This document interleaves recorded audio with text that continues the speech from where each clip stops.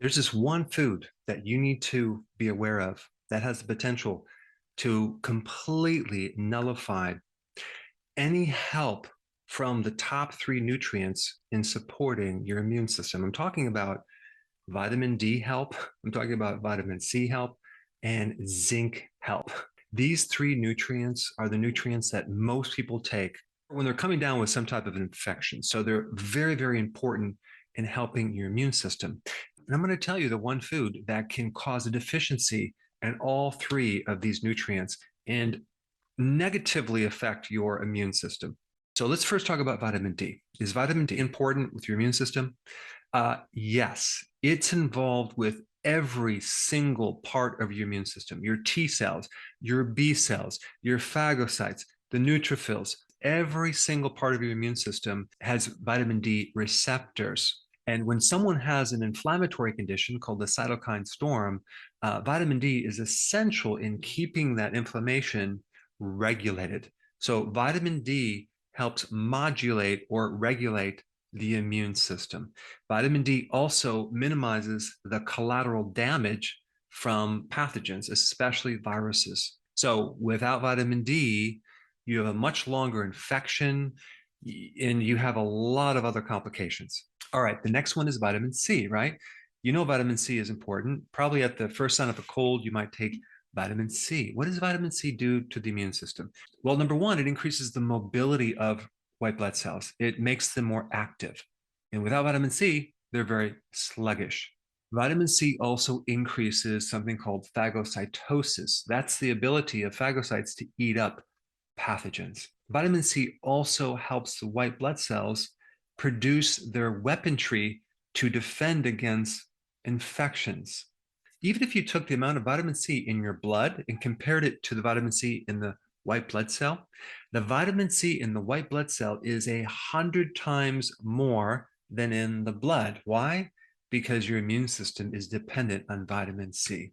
All right, now what about the trace mineral zinc? Without zinc, your thymus gland, the gland that trains your T cells, it's like a training camp for T cells, atrophies, it shrinks.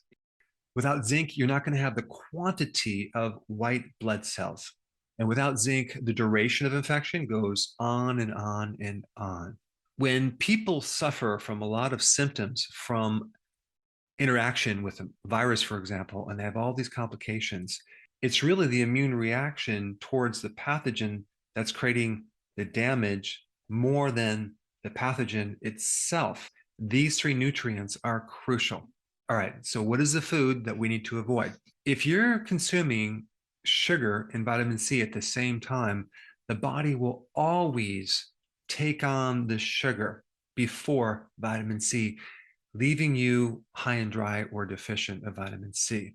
Diabetics that have this sustained blood sugar nearly always have a vitamin C deficiency. A symptom you might get is bleeding gums, fatigue, collagen problems, but mainly it's going to be a weakened immune system.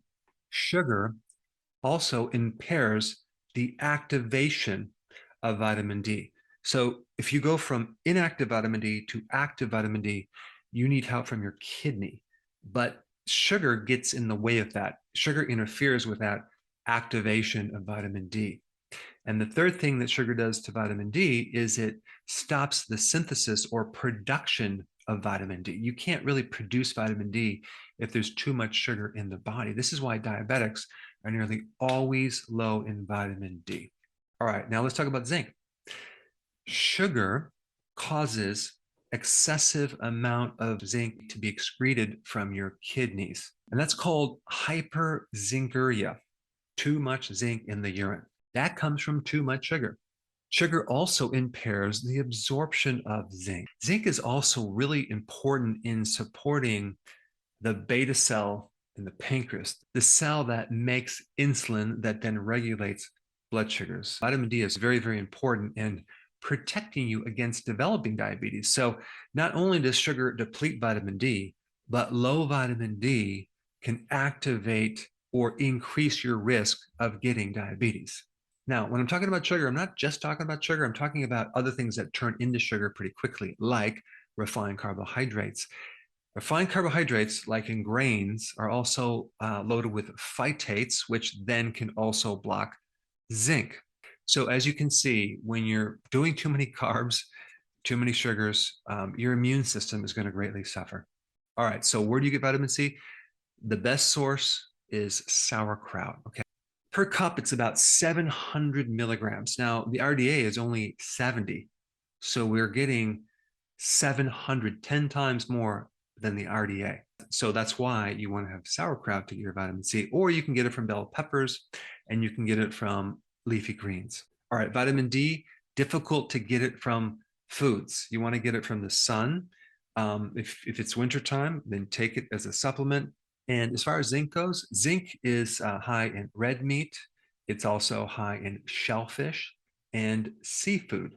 Now, there's just one last thing I want to tell you, something else that can paralyze your immune system that is not food, and it's stress. Cortisol from stress paralyzes your immune system. So the two worst things for your immune system is stress and sugar.